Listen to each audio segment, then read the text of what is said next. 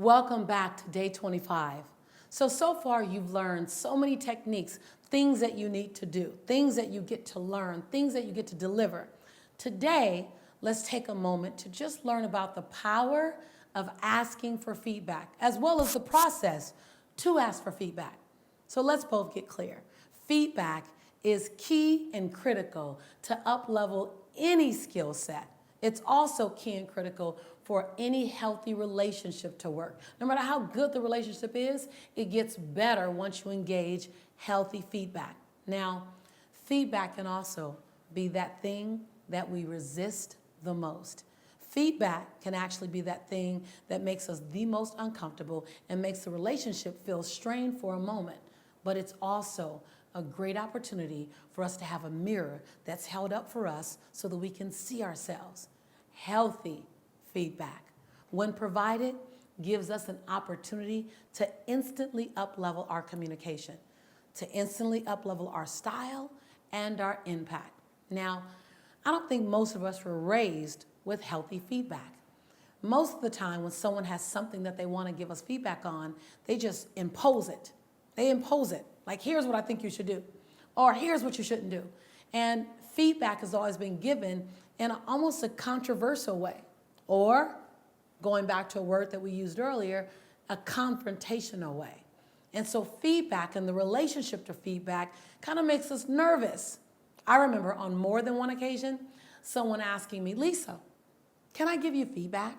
And I go, yeah, absolutely. And then they literally, feels like they took out their, Benihana knives, their Jinsu knives, and just went, shush, shush, shush, shush, and sliced me up. And then they said, now I hope you can take that with a good heart. I'm like, yeah, as soon as I put myself back together again. And so feedback has had an unhealthy relationship to it by most of us because of the way feedback was given to us. I'd like to up-level the way we provide feedback to others and the way we receive feedback from people. So first I want you to understand this. I need you to practice this with everyone in our tribe because we're safe. We're safe to practice it with. We're going through this journey together. We're walking side by side together. So practice this with our tribe first before we go and do it with our families and our friends, all right? So what I'd like for you to do is I want you to review at least 3 other videos from the tribe. Any 3, randomly 3. And I want you to provide feedback in a very structured way.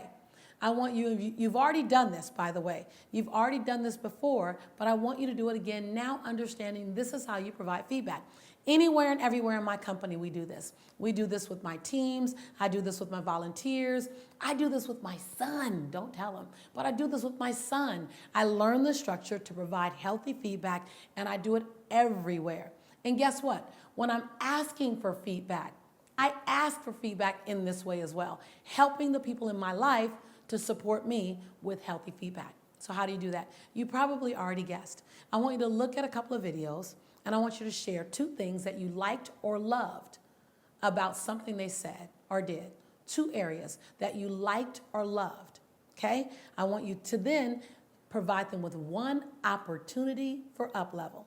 Notice I didn't say, and here's what I think you did wrong, or here's where you can course correct, or here's what I didn't like.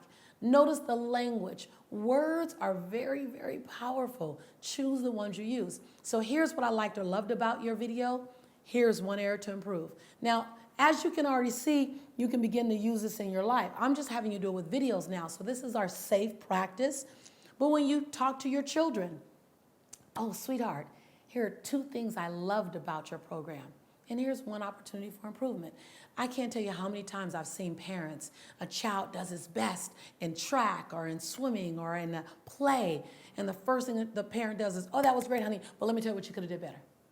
Whoa, wait a minute. Remember that lesson I gave you on plus, take me up, and then bring me back down to 0? You have to do that. So here are 2 areas, and I like to do 3 in 1 when I can. Here are 3 things that I liked or loved. Here's 1 area for improvement. So you leave them in more like and love. Yeah, there were 7 things that they can improve upon, but you don't have to tell them all now.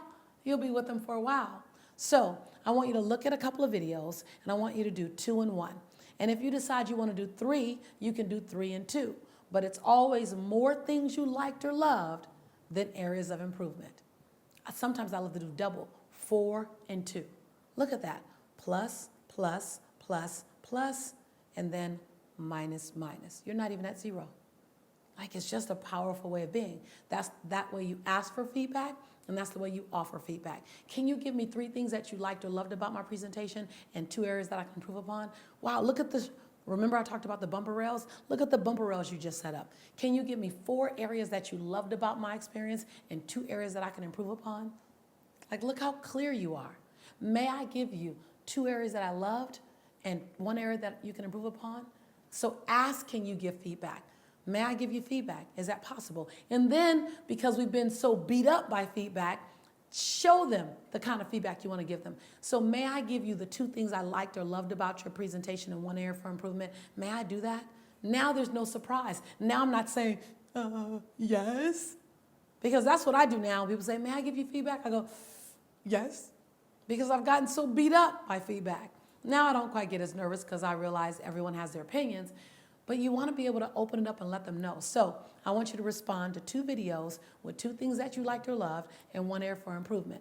The second thing I want you to do is I want you to respond to every person that provides you with feedback. So this is what it sounds like. Thank you for your feedback. Here's what I heard. Oh, man, you want to take a relationship, a communication to the next level? Have someone give you their opinion, give you their ideas of how they feel about something you've done, and then you respond with, thank you for your feedback. Here's what I heard you say. Yeah, it takes a little more typing. Or you can voice record it, or you can videotape it. How cool is that? Real fast. Thank you for your feedback. Here's what I heard you say. Thank you for your feedback. Here's what I heard you say. I heard you say that you like the way I move my body. You like my body language. I also heard you say that you like my verbal highlights. What I also heard you say was that I can have more eye contact with the camera. Thank you for your feedback. How powerful is that? You up level, you deepen, because now the person who gifted you with feedback, now they know that they were heard by you.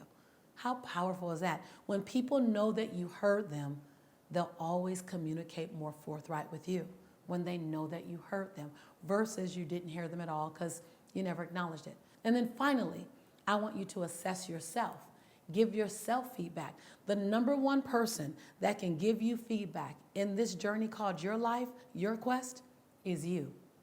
I'm always giving myself feedback. Some days I go, Lisa, the 3 things you did well today and the 2 areas you can improve upon. I do the same thing with myself all the time. So assess yourself with feedback. What are 3 things? I want you to do 3 and 2. What are the 3 things that you know you did well so far in this program? What are 3 things that you know you did well so far in this program? And what are the 2 areas you honestly know that you can improve upon in this program? I want you to post them, and I want you to put my self-reflection, okay? Myself. Now, you can post them via video, you can do Facebook Live if you want, or you can simply scribe. Any way you want, 3 and 2, okay? And then always, yes, I'm going to say it, I want you to continue your mirror work. I'm super excited. I think about you each day, what you're doing, how you're growing, how you're expanding. I think about the times when it's easy for you, like, oh yeah, I can do this one, I can journal this. And I also am aware of the times where it might be challenging for some of you, like when I ask you to do a Facebook Live, or when I ask you to post a video. I know that that's not necessarily easy for everyone, so I want to acknowledge you. If you've done it, I want to celebrate you. If you have to push past the fear to do it, I want to celebrate you. I want to take that celebration to the next level. And if you haven't done it yet, because it's so immobilizing, the fear, the concern, the worry is absolutely immobilizing, then I want to acknowledge that that's true, that that fear can stop you. And I want to encourage you to step right beyond the fear and to recognize that you're in a safe space, that there's no judgment here. There are no repercussions. There's just unconditional love. So if you haven't done a Facebook Live yet, it's not too late. Because what I know, more than you are in that fear, is I know that you want to say that you played full out. We all just want to say we played full out.